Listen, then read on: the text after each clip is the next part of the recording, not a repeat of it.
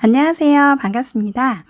오늘 제가 요즘에 개인사가 있어서 방송하기가 매우 힘든데 반드시 하라고 해서 잠깐 짬을 내서 방송을 합니다. 그런데 오늘 아주 중요한 내용을 할 거고 아마 처음 들어보시는 내용들이 많이 있을 거예요. 그래서 바쁘시겠지만 꼭 청취 부탁드리겠습니다. 지난 방송 복습 잠깐 하고 넘어가겠습니다.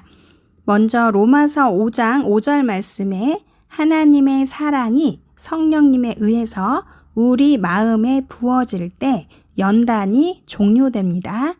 또한 이는 주님께서 보실 때 아주 자랑스러운 소원이 이루어지며 부끄럽지 않는 소원이 되게 하시려고 하는 이유입니다.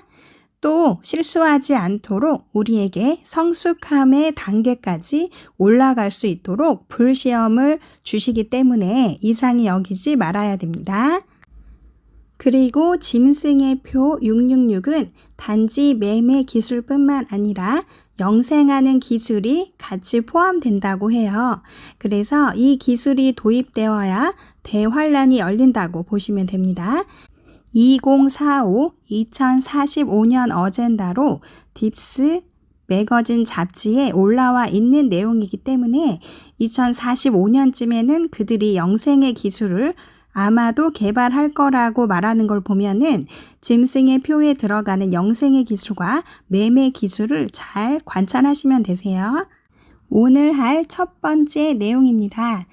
화면에 보시면 세 가지 표어가 있는데요. 하나님께서는 이 세 가지를 마지막 시대에 사는 우리가 반드시 항상 묵상해야 되는 내용이라고 하십니다. 첫 번째, 하나님 온전히 사랑하기. 변함없이 목숨 걸고 첫사랑 유지하면서 목숨과 마음과 뜻을 다해 하나님을 사랑하는 것이 첫 번째 우리가 해야 될 일입니다. 두 번째, 예수님 십자가 자랑하기. 십자가를 항상 주님께 감사드리며 보혈의 능력으로 우리가 승리할 수 있습니다. 세 번째, 성령님 언제나 소통하기. 성령님과 언제나 소통해서 하나님의 뜻을 분별하여 그 뜻대로 사는 것만이 우리가 살아남을 수 있는 방법입니다. 이 세 가지를 항상 묵상하고 실천함으로써 아버지와 함께 기쁨이 되는 삶을 누리시기를 모두 소원합니다. 다음 내용입니다. 하나님께서 저에게 엔드 타임 라인, 타임 테이블을 알려주실 때 배경 지식에 대해서도 많이 알려주셨는데요. 이 배경 지식을 알아야 요한계시록을 잘 이해할 수 있습니다. 오늘 할 다음 내용은 하나님께서 반드시 이 내용을 알아야 된다고 하셨기 때문에 제가 지금부터 소개해 드리겠습니다. 노아 홍수 때 천사들이 장난질했던 생명들이 모두 죽었습니다. 여러분이 잘 알고 계시는 것처럼 사람과 하늘의 천사가 합쳐진 게 네피림입니다. 그리고 다른 것도 있었는데요. 천사가 지금의 유전자 기술을 이용해서 만들어지고 있는 것과 똑같은 것들을 그때에도 장난질을 해서 만들었다고 해요. 비단 천사와 사람의 합작품인 네피림만 있었던 것이 아니고 땅 위에 있는 육지의 동물과 사람이 혼합된 기술, 그리고 물 속에 있는 물의 생명과 사람이 혼합된 기술, 유전자 기술에 지금과 동일한 것들이 있었다고 합니다. 그런데 문제는 땅 위의 동물들, 즉 땅 위에 살았던 동물들과 사람의 혼합체, 그리고 천사와 사람의 혼합체인 네피림은 물에 의해서 노아 홍수 때 모두 멸망당했습니다. 그런데 이 물의 생명과 사람의 유전자가 합쳐진 기술들은 물로 멸망을 당하지 않았습니다. 오늘 할 것은 이 물의 생물과 사람이 같이 혼용된 이 물의 생명에 대해서 공부하려고 합니다. 이것들은 죽지 않았습니다. 아직도 바다 속에 살고 있습니다. 뿐만 아니라 호수와 강 아주 바닥에 이 생물체들이 살고 있어서 많은 사람들을 괴롭게 하고 있습니다. 요한계시록 12장 12절 말씀입니다. 그러므로 하늘과 하늘에 있는 모든 자들아 기뻐하여라. 그러나 땅과 바다에 있는 자들에게는 화가 미쳤구나. 머리끝까지 화가 난 마귀가 그곳으로 내려갔으니 자기에게 시간이 얼마 남지 않았음을 알고 날뛸 것이다. 이 말씀에 보면 바다에 있는 자들이라고 표현되어 있습니다. 이 바다에 있는 자들의 정체가 뭐냐면 미처 노아 홍수 때 멸망당하지 않았던 물의 생물과 사람이 혼용된 혼용체입니다. 이거는 그냥 말하기 쉽게 제가 물귀신이라고 말씀을 드릴 건데 육과 혼이 그대로 보존된 물의 생명들이라고 볼 수 있습니다. 이것들은 모두 살아서 바다 깊은 곳에서 갇혀 있고 살아 있습니다. 그리고 사탄의 회당이라고 해서 이 생물들이 살고 있는 본사가 있는데요. 보통은 강이나 호수 그리고 바다 깊은 곳에 여러 곳이 있지만 가장 큰 수도라고 말할 수 있는 곳이 바로 버뮤다 삼각지대입니다. 이 밑에는 가장 사탄의 회당이 있어서 많은 음흉한 것들과 귀신들이 나온다고 해요. 그래서 이 부분이 조금 생소하실 수 있겠지만 꼭 알아야 되는 부분이고 요한계시록 즉 대환란이 열릴 때에는 이런 생물들도 바다 깊은 곳에서 나오기 때문에 묵상하시기 부탁드립니다. 다시 정리를 해서 말씀드리면 총 4가지의 종류가 있는데요. 첫 번째는 천사와 사람이 합쳐진 네피림, 두 번째는 동물과 사람이 합쳐진 반인반수, 세 번째는 제가 저저번 시간인가요? 말씀드렸던 뱀의 씨앗인 렙틸리언, 네 번째는 물고기, 물의 생명과 사람이 합쳐진 기술의 물귀신이 있습니다.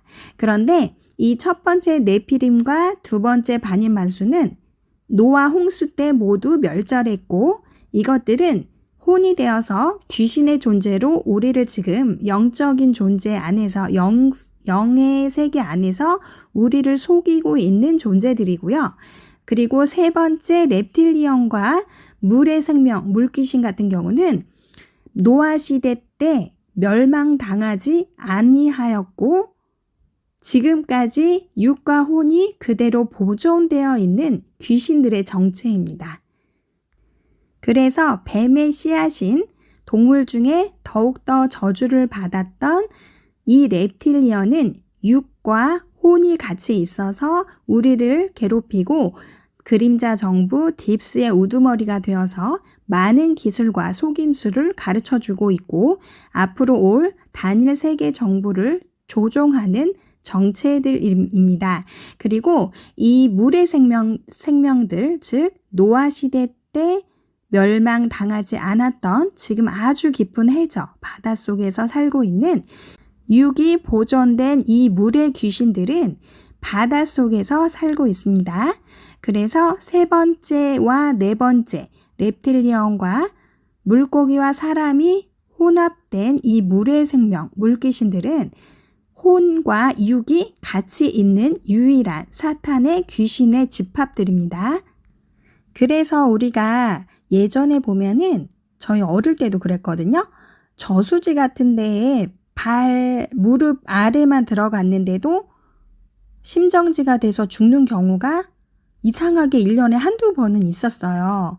그런데 이게 물의 귀신들이 장난질을 하는 건데요. 제가 하나님께 들은 거를 가감없이 좀 설명을 드리자면 이 물의 귀신들은 악어나 귀신의 형상으로 직접 우리를 해가 될 수 있도록 괴롭힌다고 해요. 심지어는 죽이기도 하는데 이 물귀신들에 의해서 해함을 받는 사람들의 특징이 있다고 합니다. 이런 사람들은 신접한 자, 즉 귀신 들린 자들, 그리고 사람을 죽이는 살인자들, 그리고 인육을 먹는 자들, 사람 고기를 먹는 사람들이 주로 이 물귀신들이 우리를 해할 수 있는 권세가 있다고 해요. 그리고 말 못하는 짐승들을 살인하거나 아주 심하게 학대하는 경우도 포함이 된다고 합니다. 또 아무도 모르게 성폭행을 하거나 아이들을 괴롭히는 경우에도 이 물귀신이 우리를 해칠 수 있는 근거를 제시한다고 합니다. 다시 총 정리를 해서 말씀드리면 노아의 홍수 때 천사와 사람의 혼용체인 네피림과 동물과 사람의 혼용체인 반인반수는 멸망당했지만 그래서 이것들은 혼만 살아남아서 영의 세계, 영계에서 우리를 속임수로 속이는, 괴롭히는 귀신의 정체라고 말할 수 있습니다. 그리고 노아의 홍수 때 멸망당하지 않았던 물고기와 사람의 혼용체인 물의 생명, 물의 귀신들과 렙틸리언, 땅의 귀신들, 뱀의 씨앗은 우리를 지금도 육체가 살아있는 것들이 우리를 지금도 괴롭히고 있다고 보시면 됩니다. 특히 인어 같은 경우는 전 세계 역사서에 나와 있습니다. 그러니까 이것들이 다 일리가 있는 말이 되는 거죠. 그리고 렙틸리언의 최고 지상 본부는 인도에 있다고 합니다. 또 물귀신, 이 물의 생명들은 버뮤다 삼각지대가 본사라고 해요. 그래서 지상의 최고 본부가 인도에 있고 땅의 귀신들, 뱀의 씨앗, 렙틸리언이 있는 거고 또 바다의 최고 사탄의 회당은 버뮤다 삼각지대가 그 속에 귀신의, 물귀신의 본부가 있다고 합니다. 그리고 뿐만 아니라 땅과 바다 속에 호수와 강 밑에는 모두 귀신들이 존재가 육의 껍데기가 존재하는 귀신들이 있다고 보시면 됩니다. 그리고 아까 말씀드린 것 중에 하나가 빠졌는데요. 이 물귀신들이 우리를 해하는 것, 그리고 렙틸리안이 우리를 해할 수 있는 권능 중에 근거로 제시할 수 있는 이 사람의 죄악 중에 하나가 피를 통째로 마시는 것이라고 해요.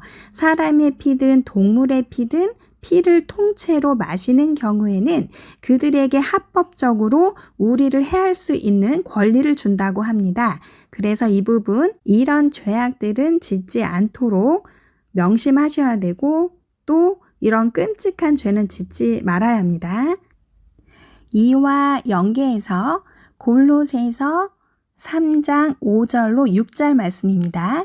그러므로 땅에 있는 지체를 죽이라.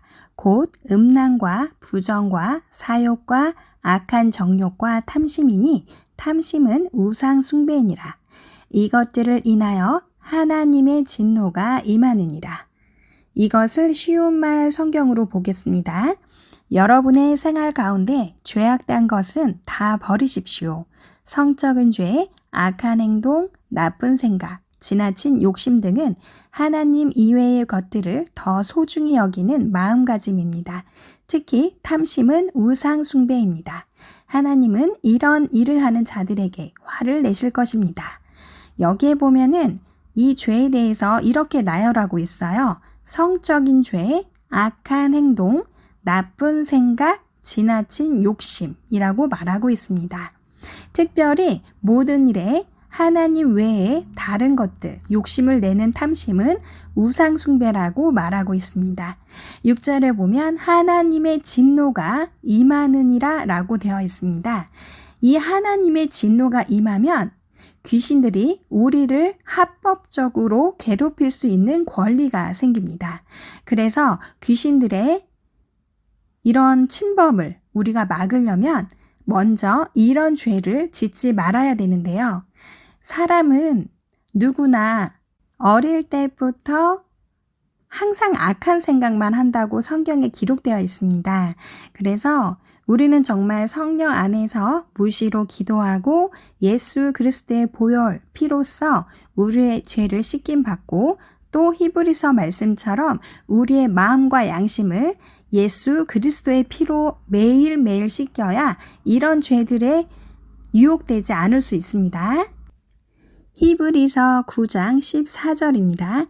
하물며 영원하신 성령으로 말미암아 흠없는 자기를 하나님께 드린 그리스도의 피가 어찌 너희 양심으로 죽은 행실에서 깨끗하게 하고 살아계신 하나님을 섬기게 못하겠느뇨? 라는 말씀이 있는데요. 이 14절 말씀에 보면은 예수 그리스도의 피가 우리의 양심, 즉 마음을 깨끗하게 한다고 되어 있습니다. 또한 예수 그리스도의 피는 우리를 살아계신 하나님을 섬기는데 부족함이 없도록 해준다고 해요. 그래서 우리는 예수 그리스도의 피로 우리의 양심과 마음을 깨끗하게 하고 하나님을 섬길 수 있도록 부족함이 없도록 할 수 있도록 예수 그리스도의 피로 선포하셔야 됩니다. 예수 그리스도의 피가 내 마음을 깨끗하게 할지어다. 내가 예수 그리스도의 이름으로 명하노니 나를 위해 십자가에서 흘려주신 예수 그리스도의 피가 나의 마음을 깨끗게 할지어다. 이렇게 한번 기도할 때 그리고 하루 종일 선포해 보세요. 그러면 우리의 마음이 사탄의 속임수로 번복되지 아니하며 오직 성령으로 충만해져서 죄를 짓지 않도록 방지해 줍니다. 히브리서 9장 14절 말씀은 굉장히 중요한 말씀입니다. 꼭 외우시고 묵상하셔서 승리하시기를 부탁드립니다. 다음 내용입니다. 블로그나 유튜브로 댓글 달아주시는 분들 중 제가 기도할 때 생각나시는 분들이 꼭 있어요. 그래서 기도하고 있으니까 힘내시기 바랍니다. 김경신님, 김정현님, 미셸님, 주한님, 임무연님, 서지영 집사님, 이경래님, KK님, 상철님, 바다님. 제가 지금 생각나는 분들만 말씀드렸는데 그 외에도 제가 계속 기도하고 있어요. 그리고 새벽에 기도할 때 꼭 성령님이 기도를 하라고 하시는 분들이 있더라고요. 그래서 늘 기도하고 있으니까 힘내시기 부탁드립니다. 특히 김경신, 김정현님 너무너무 사랑합니다. 힘내세요. 제가 늘 기도하고 있습니다. 정말 존경하고 사랑합니다. 힘내시기 바랍니다. 다음 내용입니다. 미국 조 바이든 대통령이 태평양에서 인도양을 가로지르는 철도를 건설할 계획이 있다고 해요. 이게 가능할지는 모르겠으나 태평양부터 인도양까지 철도를 만약에 만든다 하면은 아마 5지, 7지, 8지 이렇게 가면서 아마 바다 회로를 가능케 할 거라고 예상이 됩니다. 그래서 이런 부분들 해외 뉴스들을 우리가 자주 접해야 되는데 문제는 너무 많은 언론이 차단되어 있고 정확한 언론을 우리가 들을 수 없는 게 너무 큰 문제입니다. 그래서 여러분들도 될 수 있으면은 지상파 뉴스보다는 해외 뉴스를 인터넷으로 많이 찾아서 보시기 부탁드리겠습니다. 마지막입니다. 유다서 1장 18절로 23절입니다. 그들이 너희에게 말하기를 마지막 때에 자기의 경건치 않은 정욕대로 행하며 조롱하는 자들이 있으리라 하였나니 이 사람들은 당을 짓는 자며 육에 속한 자며 성령은 없는 자니라. 사랑하는 자들아, 너희는 너희의 지극히 거룩한 믿음 위에 자기를 건축하며 성령으로 기도하며 하나님의 사랑 안에서 자기를 지키며 영생에 이르도록 우리 주 예수 그리스도의 긍휼을 기다리라. 어떤 의심하는 자들을 긍휼히 여기라. 또 어떤 자를 불에서 끌어내어 구원하라. 또 어떤 자를 그 육체로 더럽힌 옷이라도 싫어하여 두려움으로 긍휼히 여기라. 18절부터 보면은 마지막 때가 되면 하나님을 비웃고 거역하고 제멋대로 행동하는 사람이 있을 것이다 라고 말하고 있습니다. 즉 마지막 때가 되면은 하나님을 조롱한다는 거예요. 그래서 마지막 때에는 어찌 보면은 하나님을 망령되이 일컫고 조롱하고 예수 그리스도를 믿는 자들을 핍박하는 건 당연한 것 같습니다. 19절을 보면 당을 짓는 사람들이다 라고 표현하고 있는데 이것은 사람들 사이를 갈라놓고 죄로 물든 육신의 정욕대로 행동하는 것을 말합니다. 그리고 19절 말씀처럼 이렇게 당을 짓는 사람들은 성령님이 거하지 않습니다. 그래서 분쟁하거나 육신의 죄를 많이 짓는 사람들은 그 속에 성령님이 거하지 않기 때문에 이런 사람들을 위해서는 기도를 꼭 해주셔야 됩니다. 20절에 보면은 성령 안에서 기도하라 라고 되어 있고요. 거룩한 믿음으로 자신을 세우라고 되어 있습니다.